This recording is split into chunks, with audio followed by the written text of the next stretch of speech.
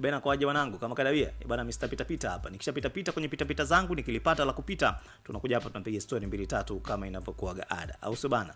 Yes, leo nataka nikupe maana ya maneno fulani ambayo nimekutana nayo kwenye mitandao ya kijamii, watu wakiyatumia na wakiapa maana ya kirefu nyingine, na watu wengine wanaamini kwamba ndio maana yake halisi ya kilugha, kitu ambacho si kweli. Sawa. Kuna maneno ya Kiingereza watu wanayapa urefu, wanayapa kirefu, yani long form ya hayo maneno, alafu wakiaminisha watu kwamba ndio maana yake halisi kilugha, kitu ambacho sio kweli. Hizi ni falsafa tu za wanafalsafa mbalimbali pamoja na motivation speakers ambazo wamezitengenezea katika kufikisha ujumbe wao kwa watu ambao wanaongea nao, na kwa lile somo ambalo anataka kufundisha kwa siku fulani, anaitengeneza maana alafu anaenda nayo kwa watu ili kufikisha ujumbe wake kirahisi. Si kitu kibaya, ni kitu kizuri sana, na tunawapongeza kwa kujiongeza, kwa sababu ni mtu ametumia akili na muda wake pia kutengeneza hilo neno ambalo linaendana na ukweli halisi, lakini kiukweli si maana halisi kilugha ya hilo neno. Kwa mfano, kuna neno hospital. Sawa, neno la Kiingereza watu wanaliwekea kirefu, na kirefu chake nimekutana nacho bana, wameandika ni House of Sick People in Treatment and Labor. House of Sick People in Treatment and Labor, kwamba hiki ndio kirefu cha hospital. Ukiangalia kinadharia kama ni kweli hivi, lakini kiuhalisia kilugha hospital halina kirefu chochote, na maana yake hospitali ni kwamba kwa Kiswahili kirahisi tutasema ni taasisi ambayo inahusisha watu kwa maana ya hudumu pamoja na vifaa kwa ajili ya kuwatibu watu waliopata ugonjwa ama waliopata majeraha. Ni taasisi inahusisha watu kwa maana ya wauguzi pamoja na vifaa kwa ajili ya kuwatibu watu waliopata ugonjwa, ndio tunasema wagonjwa, na watu waliojeruhiwa kwenye majeraha. Hiyo ndo maana neno hospital kwa Kiswahili, nimeliongea kwa Kiswahili tu simply, lakini halina kirefu chochote. Hiki House of Sick People in Treatment and Labor ni watu tu wametengeneza, motivation speakers na wanafalsafa mbalimbali kwa ajili ya kufikisha ujumbe kwa watu wao na kutimiza mambo yao ambayo wanataka labda kuna mtu anasoma anaenda kulitoa mahali, kwa hiyo anatengeneza vitu ili kunyambulisha, lakini kilugha si maana yake halisi. Kuna neno lingine, neno team. Ile neno pia halina kirefu, lakini watu wametengezea kirefu kwamba together everyone achieves more. Ukifupisha inakuwa ni team. Si maana mbaya wala si neno baya, na pia linaleta maana katika kumaanisha hiyo team, kwamba ni watu mnaungana kutengeneza umoja ambao mnaenda kushirikiana kwenye jambo moja ili kufikisha malengo yenu. Hiyo ndio team. Kwa kusema together everyone achieves more ina relate na maana halisi ya team, na ndio maana watu wamekuwa rahisi kulipokea, lakini kiuhalisia team halina kirefu. Kuna neno lingine nimekutana nalo, neno girl kwa maana ya msichana, sio? Hili neno pia halina kirefu kilugha, lakini limetengenezewa maana nyingi tu tofauti.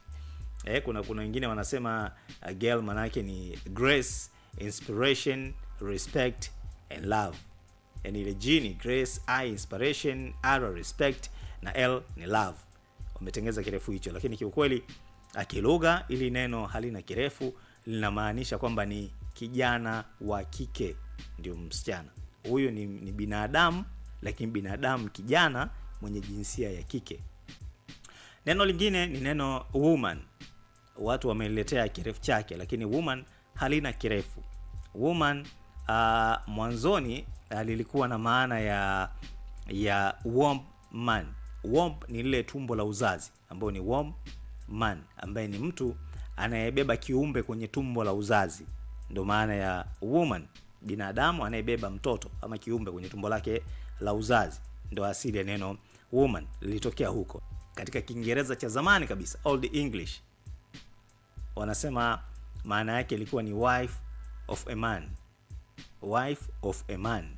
Lakini watu ili pia wamelipa kirefu chake ambao wamelinyambua, wakasema long form ya woman maana yake ni wonderful, outstanding, marvelous, adorable, nice. Hiyo ndio woman. Yani wonderful, outstanding, marvelous, adorable, nice ndio woman. Lakini kiukweli hiki sio kirefu cha neno woman na haina maana kilugha.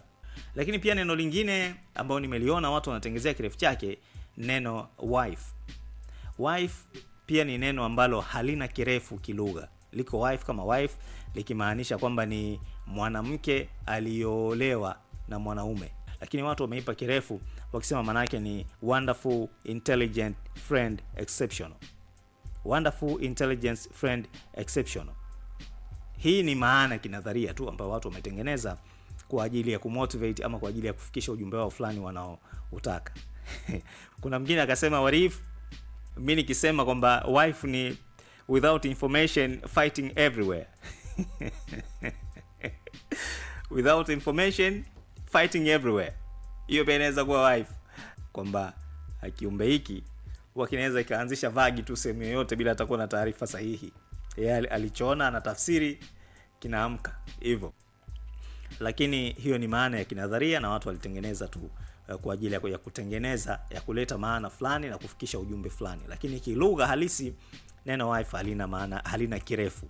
Maana yake ni mwanamke aliyeolewa, ni mwanamke mwenye ndoa aliyeolewa na mwanaume, ndio wife. Kwa hiyo kama na wewe unayajua maneno mengine ambayo watu waliyatengenezea kirefu lakini kilugha hayana kirefu hicho, hebu niandikie kwenye comments hapo afu tuchambue tuone yaliomo yamo. Ama ndio kama wife fighting everywhere without information. Endelea kulike, kushare na kusubscribe YouTube channel ya Rema TV Online pale YouTube, lakini pia tufuate kwa mitandao ya kijamii ya Facebook, Instagram pamoja na TikTok kwa jina la Rema TV Online. Mimi Ndula Kiraka, Mr. Peter Peter is always. Ciao.